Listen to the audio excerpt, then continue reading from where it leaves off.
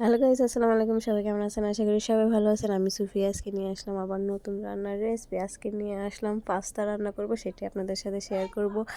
প্রায় 8 packet pasta নিয়েছি। এই দেখেন মিক্সার পাস্তা। এখন এগুলোকে আমি সিদ্ধতে বসাই দিব। কিছু আলু কেটে নিয়েছি। এটা আসলে এখনের ভিডিও না, এটা রোজাতে যেটা তৈরি করছি ওইটাই আমি ভিডিওগুলো করে রাখছি, বাট এটার ভয়েস দিইনি।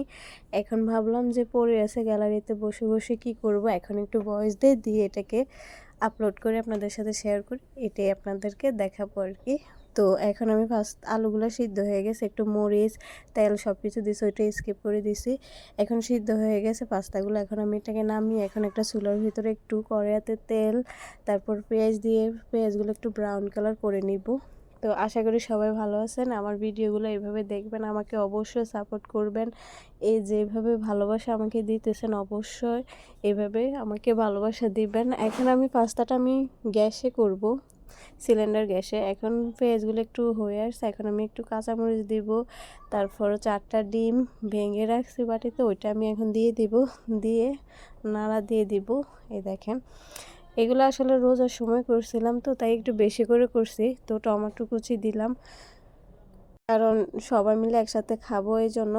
একটু আদা, তারপর রসুন বাটা এগুলা, তারপর মশলা রাঁধুনি দিলাম, সব কিছু মশলা একত্রে দিব। তারপর একটু টেস্ট হওয়ার জন্য ম্যাজিক মশলা দিয়ে দিব, দিয়ে এখন একটু লাল লাল করবো। এই দেখেন তেল ছাড়া শুরু হয়ে গেছে। টমেটোর সসও দিব যাতে ফ্লেভারটা ভালো আসে, এই জন্য টমেটো দিছি, আবার টমেটো সসও দিতেছি। তো রোজার মাসের জন্য এই জন্য সবাই একসাথে খাবো, বেশি করে পাক করছি যেহেতু রোজা থাকবে সারাদিন, এই জন্য। তো এগুলার ভিডিওগুলো ছিল, বাট এখন আমি যাবতীয় সব মশলাগুলো একসাথে দিয়ে এখন ভালো করে একটু নাড়া দিয়ে দিব। তারপর একটু পানি দিব যাতে মশলাটা একটু কষা কষা হয়, আর যাতে গন্ধবাসটা না থাকে। গন্ধটা থাকলে কেমন যেন একটু মশলার গন্ধ গন্ধ থাকে। তো এটার জন্যই আমি এখন দিয়ে দেব একটু পানি। তারপর পাস্তাগুলো এক এক করে সবগুলো পাস্তা এখন আমি ঢেলে দিয়েছি। এই দেখেন একটু এখন নাড়া দিয়ে দিব। কালারটা তো দেখছেন কতটা তেল ছেড়ে ফেলছে, আর এটার কতটাই আমি দেখতে লাগতেছে, তাই না? তো অবশ্যই বাসায় এইভাবে তো আপনারা তো খানে সবাই, পাস্তা খাইছে ভিডিও দিছে, বাট আমি তো দেই নাই, এই কারণে পাস্তার ভিডিওটা দিলাম নিজের ভয়েস দিয়ে। তো অবশ্যই ভালো লাগলে কমেন্ট শেয়ার করবেন, অবশ্যই সাবস্ক্রাইব করবেন আমার চ্যানেলটা। আর যারা যারা করে রাখছেন অবশ্যই ভিডিওগুলো দেখবেন। এই দেখেন ধনিয়া পাতা দিয়ে আমার ফাইনালি হয়ে গেছে। এটা একটু বেশি হলুদ কালার দেখা গেছে, কিন্তু এটা আসলে এরকম হয় নাই, এটার ক্যামেরাটার কারণে এটা এরকম হয়েছে। এই দেখেন নর্মাল যখন এটা দেখা যাবে, এটা একদম নর্মালি দেখা যাবে। এই দেখেন, এই এখন আমি পাস্তাগুলো এখন একটু খেয়ে দেখাবো যে কতটা ভালো হয়েছে।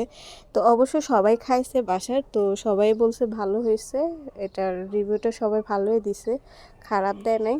তো আশা করি আপনাদের কাছেও ভালো লাগছে আমার রান্নার ভিডিওটা। অবশ্যই পাস্তা এভাবে একবার রান্না করে দেখবেন। সবাই সবাই বিভিন্ন রকমের করে, অনেকে দুধ দেয়, অনেকে দেয়, আমার কাছে ওইটা ভালো লাগে না। এখন একটু টমেটোর সস দিয়ে আমি খাবো, খেয়ে আপনাদেরকে দেখাবো যে এটা কত মজা হয়েছে। ওকে, ভালো থাকবেন, আল্লাহ হাফেজ, বাই। অবশ্যই আমার চ্যানেলটা সাবস্ক্রাইব করবেন। আর